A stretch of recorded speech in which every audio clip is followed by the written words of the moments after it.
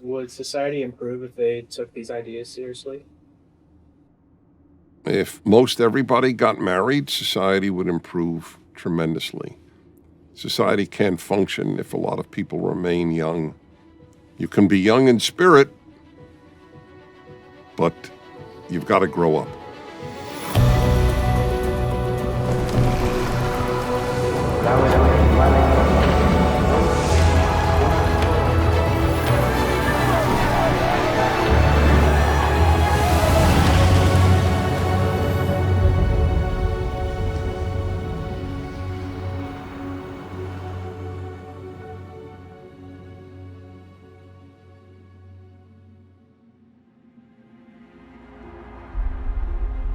If I were to pose to you this question, what event in your life, including your death, your funeral, will the most people attend? Now, let's think of the milestones in a person's life. Birth, very few people attend your birth. Thank God for that. Christians might have baptism. For Jews, the famous bar mitzvah or bat mitzvah for the girl. Your funeral, almost by definition, since a fair number of people will have died in the meantime, fewer people will attend your funeral. If you give it some thought, I think you'll come up with the same answer I did. The event that brings the most people together in your life is your wedding. You may have a small wedding, that's true. You may not be able to afford a big wedding, that's true. Maybe you can afford a very big funeral. I acknowledge that. But I'll tell you this, there is simply no event in your life that has the meaning and is so widely felt by others as your wedding, because it's deemed the most significant thing you will do, and even perhaps the happiest. Of all the talks I have given for the Master's program, I think in some ways for me, this is the saddest. I don't think of any of them as particularly sad. I think of this as the saddest because I have to give it. The case for marriage. This would not have had to be given 50 years ago, 150, 550, 1,050, 2,050 years ago. Something new has happened, that people aren't marrying, and it's happening in all of the developed world, from Asia to Europe to North America. It's a tragedy, and I'll explain why, because that's the point of it, the case for marriage.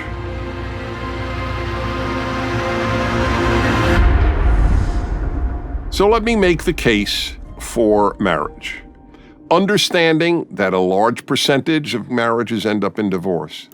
Certainly in America, they say 40%, they say more, whatever it is. Let's say it's even half. That's not an argument against getting married. I've always regarded that argument as analogous to, almost everybody who drives gets into an accident, many into a bad accident. I don't think I'll drive. The fact that divorce happens, it's a bad accident. You survive, but it doesn't lead to your death any more than most accidents, car accidents do. Or my parents' divorce, that really shook me up. Well, I use the same analogy. Well, your parents had a bad car crash. Are you not going to drive?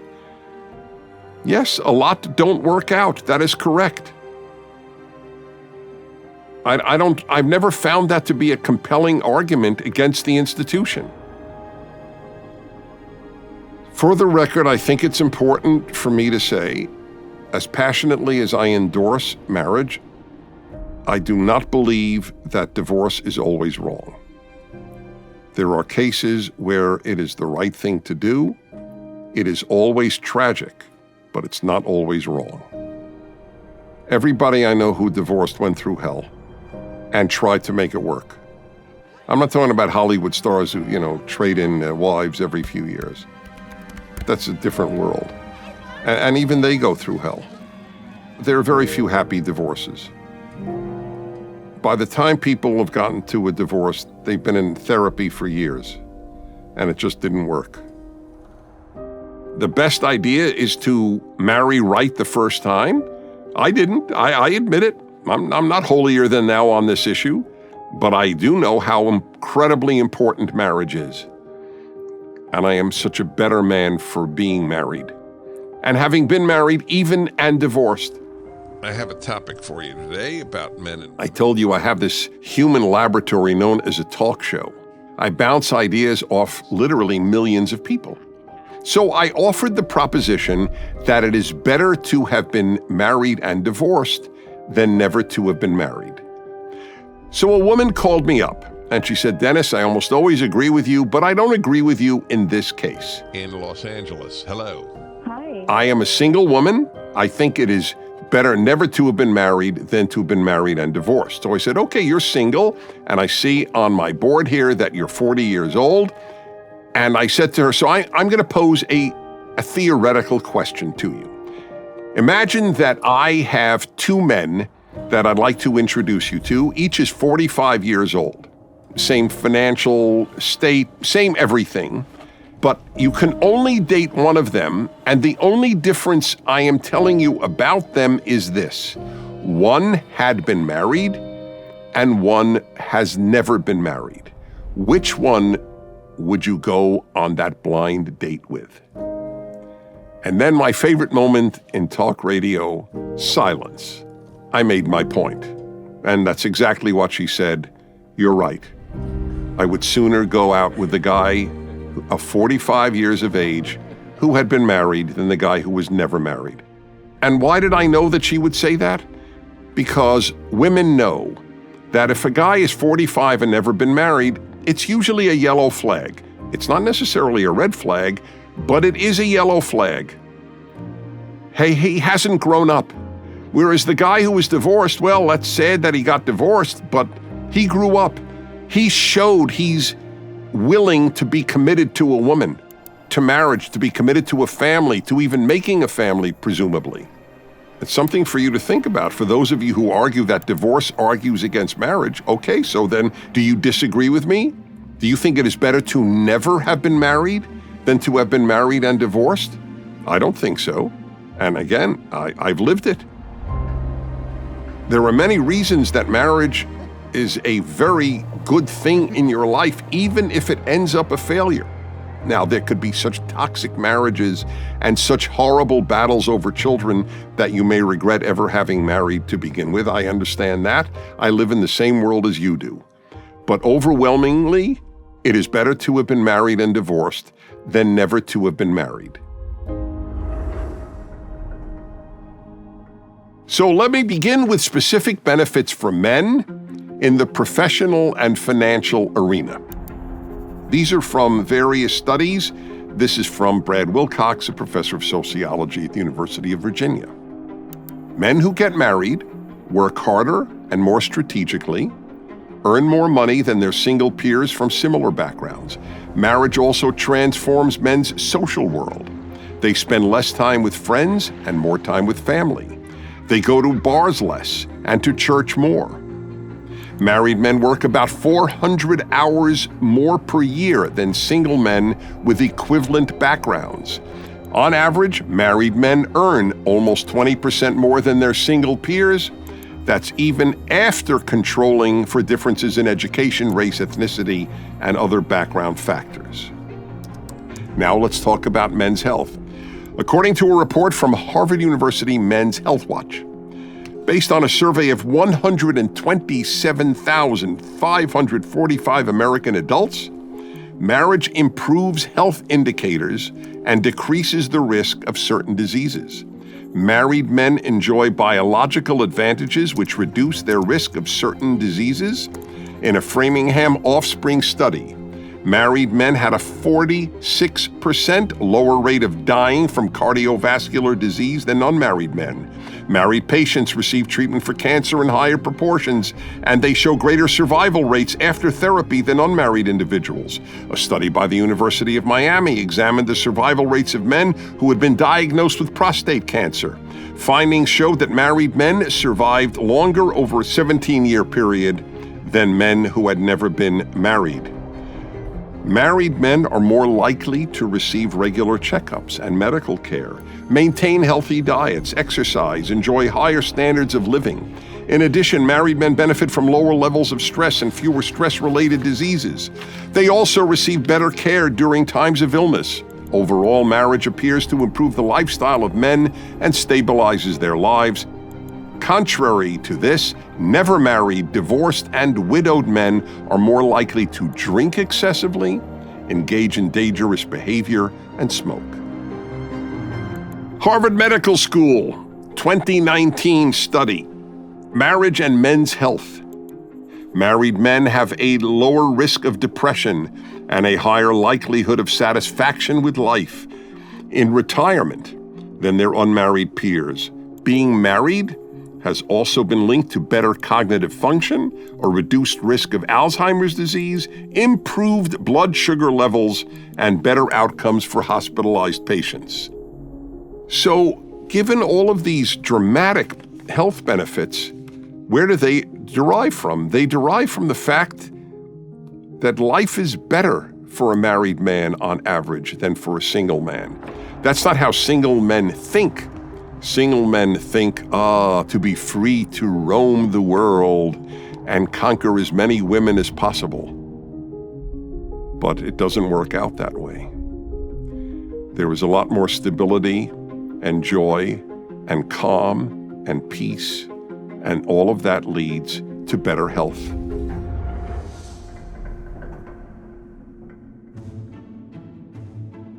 Now, let's go to women. Married women are healthier emotionally and physically. They are less likely to be physically and emotionally abused, less likely to be depressed and attempt suicide, less likely to get involved in drugs. They have much better relationships with children, have better and more satisfying sex, and are less likely to end up or remain in poverty. This is reported in Britain's Evening Standard in 2012. Being unmarried makes a woman a higher suicide risk. Single and cohabiting women, that's important, not just single and even cohabiting, are increasingly much more likely to commit suicide than married women, a Whitehall report showed. It found that those who do not marry were killing themselves at 3 times the rate of wives. This is a much higher rate than 25 years earlier, when single women were twice as likely to commit suicide as those who were married. The findings in a study by the government's Office for National Statistics, ONS, suggest that the cohabitation has made a high proportion of young women more vulnerable to depression. Yes, believe it or not, though they won't say it, most women who are cohabiting would like to marry. Not all. Many have bought the line fed to them at college that there's no need to marry, or it's even better not to marry. It's a big mistake for most. It added that since a lot more unmarried people are now cohabiting, quote, we might expect relative differences in suicide rates between married and unmarried people to have become less clear-cut over the last 25 years. This has not occurred. Independent researcher Patricia Morgan, author of the Marriage Light study of the growth of cohabitation, said of the report, this is not a surprise, except to the government. Cohabitation is a route to conflict, disappointment, and unhappiness. Women tend to think if they shack up with someone, that is commitment. Men tend to think that shacking up means they get sex and shopping. They are still free to look elsewhere. Records show that overall numbers of suicides have gone down since the 1980s, but they have fallen much less sharply among single women. The higher risk of suicide was a result of remaining unmarried and not of other factors. So let me make some other arguments that are less measurable, but to me are actually even more significant. Here's the big one. Do you want to grow up? Yeah, simple as that. Do you want to grow up or do you want to stay a kid? For the vast majority of people, nothing makes you grow up like getting married. It forces you for the first time in your life, literally the first time in your life, to be as preoccupied with someone else as you are with yourself. So if you would like to abandon narcissism, which is a feature of youth, and it's just inevitable, who does a baby think of? Himself, herself. Who's a child think of? Himself, herself. Well, we don't stop thinking about ourselves unless we're forced to by life. Marriage forces you to. You can't stay the same narcissist you were, in most cases. There are exceptions to every rule. Once you get married, I can more or less tell if somebody is married, especially a man, but not only men, upon meeting them. I just need a certain time with them, talking with them, and I could tell. When I meet a man who is married, he radiates a maturity and even a masculinity that I rarely find in men who are single for a long period of time. With women, likewise, I identify a maturity and a wisdom and a stability that I don't see in women who have never been married. I know there are exceptions to all of this. There are some terrific single people, lifelong bachelors, lifelong single women. I know that. Exceptions have nothing to do with rules. For the vast majority of us, and I am one of them, I grew up when I got married. People don't want to grow up today, so this is not a big argument for a lot of people, maybe even watching this. Not everybody wants to grow up. Isn't it the Peter Pan syndrome? Oh, I want to stay a kid forever. Today, that is apparently quite appealing. And by the way, the argument, oh, I'll only get married when I'm financially stable, I never understood that argument. It was certainly not true in the past. If you're just beginning to earn a living, why is it better to be single than to be married? If anything, it's actually more feasible, more productive to get married. Then you might have two incomes that will help pay for this exact same apartment. I don't know. I don't understand the argument. Oh, I'll only get married when I am financially stable. You know when you should get married? As soon as you meet a wonderful person. That's when you should get married.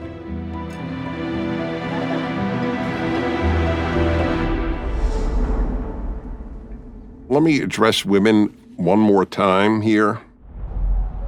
Do you really want to spend the rest of your life without a partner, without a husband specifically?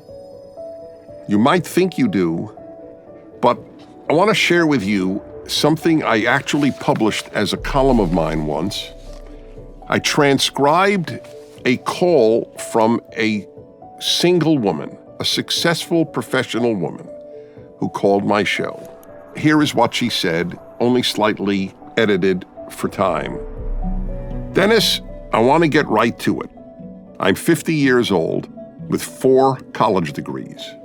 I was raised by a feminist mother with no father in the home. My mother told me, get an education to the maximum level so that you can get out into the world, make a lot of money. And that's the path I followed. I make adequate money. I don't make a ton of money, but I do make enough to support my own household. I want to tell women in their 20s, do not follow the path I followed. You are leading yourself to a life of loneliness. All of your friends will be getting married and having children, and you're working to compete in the world, and what you're doing is competing with men. Men don't like competitors. Men want a partner. It took me until my late 40s to realize this. And by the time you have your own household with all your own bills, you can't get off that track, because now you've got to make the money to pay your bills. It's hard to find a partner in your late 40s, because you also start losing self-confidence about your looks, your body. It's not the same as it was in your 20s. You try to do what you can to make your life fulfilling. I have cats and dogs, but it's lonely when you see your friends having children, going on vacations, planning the lives of their children, and you don't do anything at night but come home to your cats and dogs. I don't want other women to do what I have done. Was it hard for you to make this call? She responded, it was.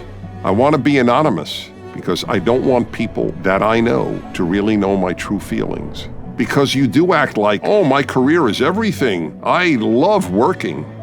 But it's a lie. It's a lie on the inside for me. It's unfortunate. I didn't realize this until it's too late. I don't know if it's too late. I would like to find somebody to go on vacation with.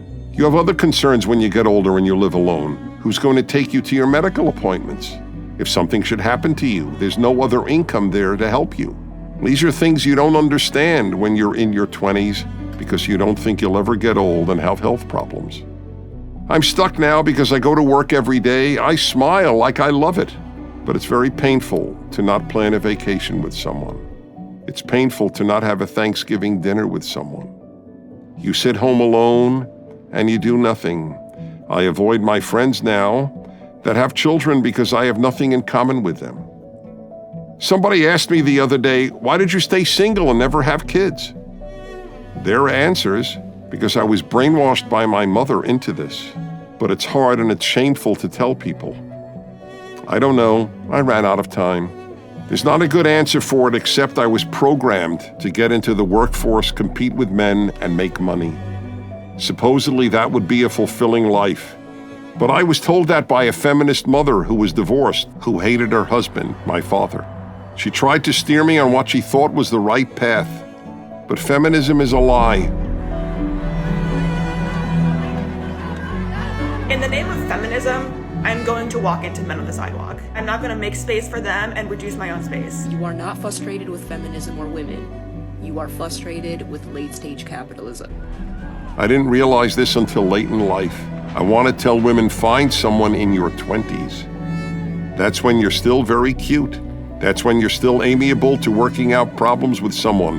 It's harder in your 50s, when you've lived alone, to compromise with someone, to have someone in your home and have every little thing about them annoy you because you're so used to being alone.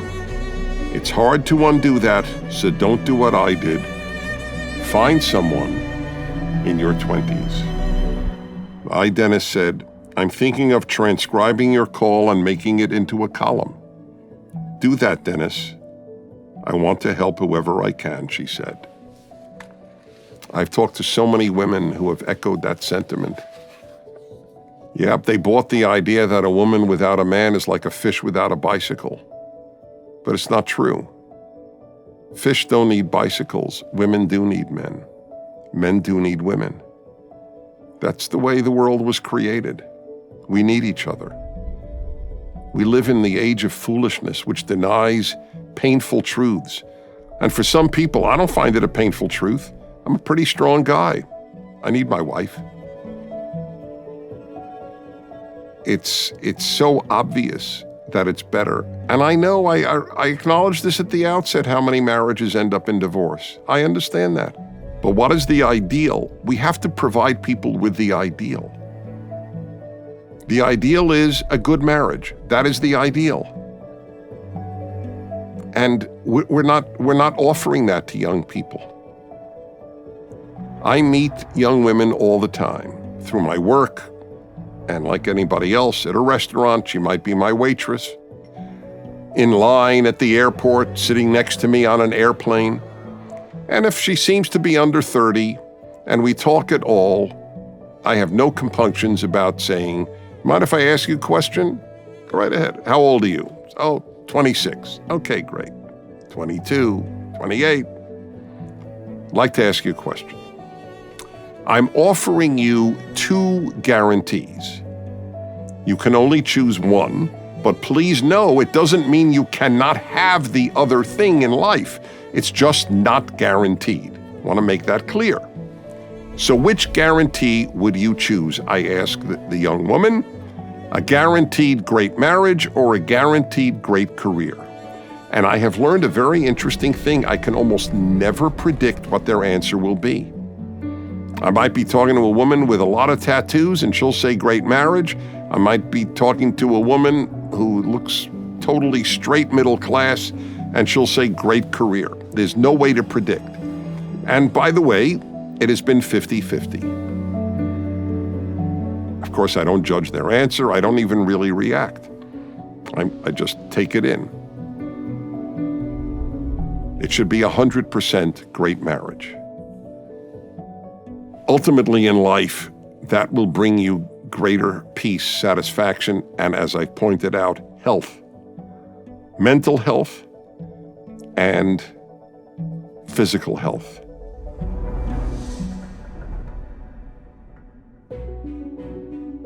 So, as I draw to a conclusion, I ask you, do you want to grow up? Do you want to live the fullest life you can live? That's the question. Do you want to die and have it written on your tombstone, he or she led as painless a life as possible? As effortless a life as possible? Is that what you want to be remembered for? Do you want to lead a full life? Or do you want to go home to your own place till you die? Or hope that your partner, whom you never married, will stay with you? But even then, remember what I said. The thing in your life the most people attend is your wedding. That's society's way of saying how important it is. It's better for society if people marry. That's why such a big deal, such a premium is placed on marriage as an institution. It is your announcement to the world, I am formally, legally bound to this other person, committed to this other person. That's why I'm a big fan of wedding bands. I like wearing a wedding band. It is my statement to society, I am committed to a woman. A good marriage is difficult. Everything worthwhile is difficult. Society has always known how good it is for people to commit to one another, legally, emotionally, contractually, through marriage. One of the reasons is that it knows that marriage made people better. And I have a proof for you. This is from the Philanthropy Roundtable. Compared to the unmarried, married households were 62% more giving in 2011. That was when this was done. This was after all other factors like income, race, region, etc. were statistically adjusted for. This is from the United States government's Consumer Expenditure Survey. In other words, the same exact income, married people gave 63% more charity. Among everything else, it doesn't only make you more mature, and usually less lonely, and less depressed, and more healthy. It even makes you a better person. It's not just a piece of paper. I'm Dennis Prager.